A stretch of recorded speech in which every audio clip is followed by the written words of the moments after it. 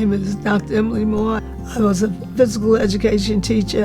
I'm the president, the CEO of Alliance Junior Development Program, Inc., and I've been teaching tennis for over 50 years all over the country. We went to a segregated school that they ended up integrating. They shut it down and integrated it in 1963. One of my cousins, who was the first one to integrate in Long Island, also my cousin, the same age, was in South Carolina. She integrated in South Carolina. And my father coming from Florida and my mother coming from Aiken, South Carolina. So those two worlds, I was one of those young people who listened to the stories of the elders. I heard the stories about the good and the bad and the hard times and injustice. But also, because I'm a reader and I've studied, I went to Freeport High School, and I have one black professor, teacher, from elementary school to high school. My sister is the reason why I'm who I am, because she said, memorize the book, don't count on no teacher to teach you. And my mother said, do the best you can. She only went to the 3rd grade. I can't help you, you have to help yourself. And my mother helped me by telling me, when you get your factory check, every Friday I'm gonna have $10 for you, and you go up there and find that nice lady at the bank and open up yourself a bank account. So I didn't touch any of my money to buy things and stuff like that. I've saved it for my tuition. Then secondly, I played sports. Sports in the neighborhood, we played sports in the community, and I had a gift working with young people and training and teaching young people. Well, you know, everybody in the community, they learned how to catch and throw a ball. I graduated from Freeport High School in 1961, and I went to Morgan State College in 1961, and I got my Bachelor of Science degree in physical education. Another thing happened at Morgan. I took a tennis class, and there was 10 girls in the class with the football coach. One of the football coaches, he taught tennis, and he said, we need to have a tennis team. So we started the first girls tennis team at Morgan. I was inspired by Althea Gibson, who won Wimbledon in '75, and Wilma Rudolph in 1964. I think she won those 3 gold medals. When I got to Morgan, a black college, seeing the Frederick Douglass, staying in Sojourner Truth Dormitory, and meeting people from all walks. I met Dr. King, I met Malcolm, I did the Freedom Run with Dick Gregory. From when he showed up, he needed to carry the torch, the track team. I got put on my sweats with the track team. So I'm very conscientious about good, bad, and evil, and also working for a better world. And you have to, and I had an opportunity in my classes to meet some of the greatest educators in the world. So at Morgan, I got involved with the civil rights struggle, because every weekend when we was free, we would go and picket. And then we demonstrated and got arrested 3 times. And then the last time we stayed in prison. And my father told me, that black stuff ain't gonna get you nothing but trouble. But he read papers, he was very intelligent. But he didn't discuss none about Marcus Garvey, none of that. But he knew about those people. But I had to find out for myself and studying and reading and stuff. But I told him that. And then when I picketed in Freeport at the 5 and 10 cent store for the students in North Carolina, he said, don't you go up there, don't you do that again. So the next time I had to picket or do something, I just didn't tell him.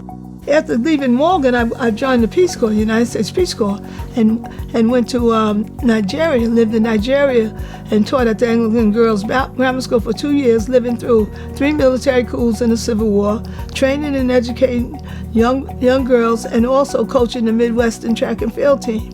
When I came back, I traveled for 6 months. Then I came to Paris. When Dr. King got assassinated, I said we had organized the Friends of SNCC in Paris. So I set up meetings where people came from all over Paris, thousands of people to these meetings, and we talked. Everybody would tell their stories if they came from Texas or they came from Canada.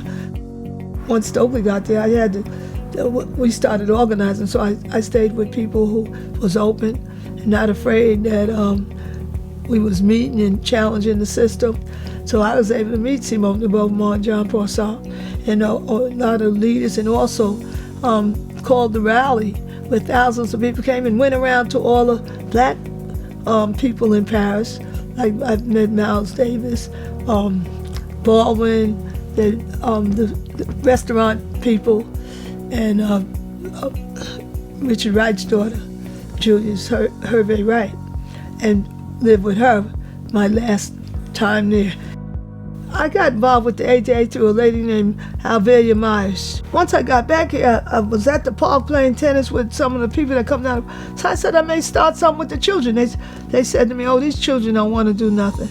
I said to myself, I have so many children out here doing something, you'll see. I believe in educating children. We have a responsibility to train, educate them, and teach them and let them know the truth, that the key to success is hard work. You're competing with kids your age who can read and write and want to read and write. And so when you're 10, you're going to be 20. 20, you're going to be 30. You have an opportunity to make a choice, finish middle school, high school, elementary school, middle school, high school, and you could go to college or take a trade or be anything you want to be. This country has so much potential, but if we don't reach out tenfold, and if the white community don't reach out, I told them, you have to go and talk to your people, just like I'm talking to my people. Some don't want to listen, or some don't want to be bothered. Oh, you can't do this or you can't do that. But we can if we try, and that's the key. And the pictures in this room, most of these people I have had an opportunity to meet with, spend time with, study under them, and be very respectful that I had an opportunity to meet them. You know what? I've been involved with some great people in this country, and great programs, and I'm thankful that I'm a part of not only the NASP, the core SNCC, and Pan-African Nationalist groups, and also National Council of Negro Women, Dr. Height. Dr. Height, knowing Queen Mother Moore, knowing Barbara Ann Teer, meeting Ruby Dee and Ossie Davis, marching with Alan Belafonte, struggling with Sharpton for over 20-something years. I had great experiences from all walks of life, and from elementary school and high school, I made a difference, and I saw the difference. So my road has been so phenomenal. I would like to be remembered as somebody who tried her best to make a difference, not in homeschooling community, for young people of all ages, and not be afraid to talk to adults, elected officials, and these people who are making decisions that's not in our best interest, being able to document and show how we can do better than what we're doing. And it's up to all of us to do our part. It can't be one group of people doing it. All for one and one for all.